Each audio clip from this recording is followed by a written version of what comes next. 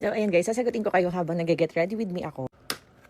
So, ayan. Laki ng bag mo nat malaki pa sa'yo. Magbubukas muna ako ng bagong Rosmar Premium Tinted Sunscreen. Ganda ngayon ng pwesto ko mag-get ready with me. Bukod sa nakaupo, maliwanag at may ilaw. Ayan, so eto na. Let's go. Rosmar Premium Tinted Sunscreen. And bago lang to guys ha. Sa mga nagsasabi na mahirap siyang i-press, hindi po. Ayan. At first, syempre, ayan, ganyan pa siya. Then, itataktak mo lang pa ganun kasi nga wala siyang tube pa ganun. Then, konting pagpisil. And okay na. So, at first, akala mo hindi mo siya ka-shade, diba? Ayan, mas maganda pala dito pag may ilaw. Mas kita nyo siya. Pero ganyan lang, sobrang bilis i-blend. And kahit sa may part ng eyes, hindi po siya mahapde. Pero syempre, hindi siya advisable na ganun. Ako lang yung makulit. Ayan, para ako nag-foundation. Grabe. Hindi mo na talaga kailangan ng foundation pag ng foundation mo. Syempre, papatuyuin mo lang muna siya into the very light. Ayan ang aking electric fan. Ayan.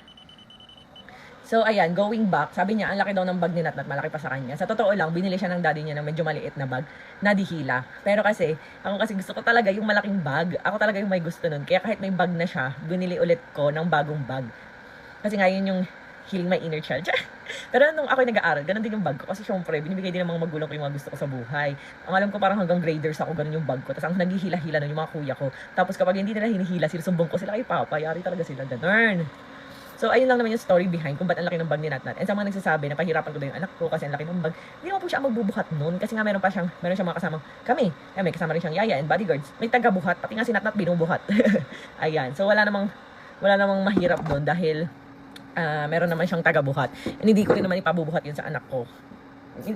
Sinasakyan nga niya yun, tapos hinihila namin siya sa mall. Ganun. So, ayan. Pag nag-set na siya, guys, ganyan siya. Ayan, nasa na ba yung cotton ko? So, makikita nyo guys, hindi talaga siya nagdikit-dikit. Parang ang alikabok ng cotton ko.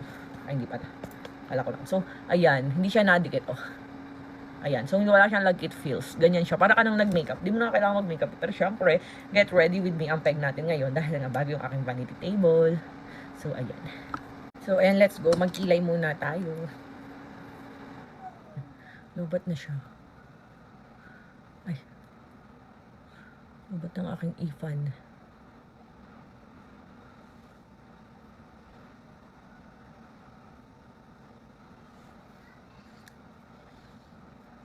Ngayon, mas organized na yung aking makeup table. Mas makikita ko na yung makeup ko kasi yung iba baka pa-expired na, di ko pa nagagamit. Alam mo kasi guys, bili ako ng bili na kung ano-anong mga makeup. Natutuwa lang ako, lalo nga yung buntis ako. Hindi ko talaga magbibili ng makeup. Pero, ayun nga, hindi ko talaga siya nagagamit kasi hindi mo nakapala ayos.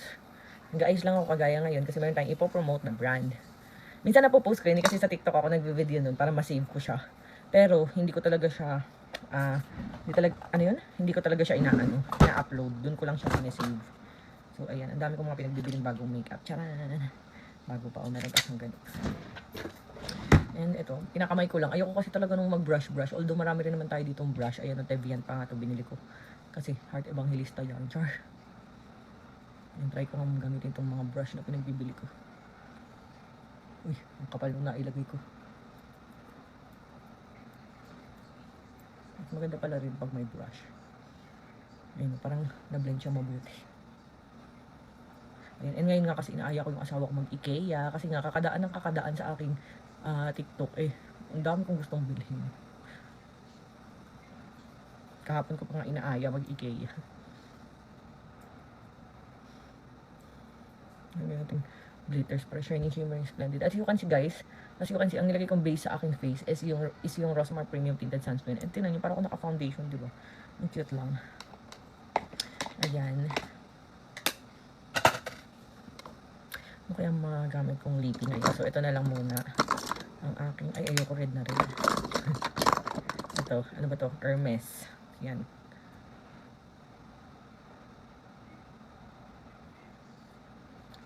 So, ganito lang mga shade. Mas gusto ko rin yung mga medyo ma-brown lang. Ganun. Ano pa ba? Ito, nagbibili ako ng mga ganito. Happy Skin. Ayan.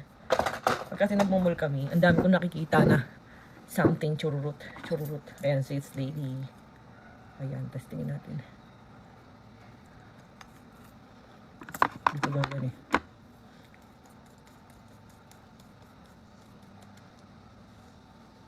Then, ano na kasunod? Ayan.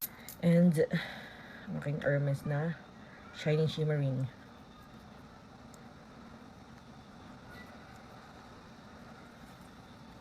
Gusto ko lang kumikinang ako na to the very light. Ayan. Ayan na. My final look.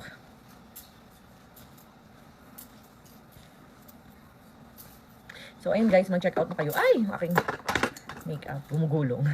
Ayan, Rosmar Premium Tinted Sunscreen, 299 pesos lang guys. Tingnan nyo yung lapat, very matte, para ka naka-foundation. No need na mag-foundation, kahit ang dami ko ditong foundation. Ang hilig ko kasi magbibili ng mga ganun, hindi ko naman nagagamit kasi pinipimples ako. Pero ito guys, non-comedogenic, kaya hindi siya nakakause ng pimples, nakakakalag ng pores. So, SPF 70 PA++++, may anti-aging and whitening effect, kaya i-check out nyo na. Lagay ko sa caption kung paano siya i-check out. Ay.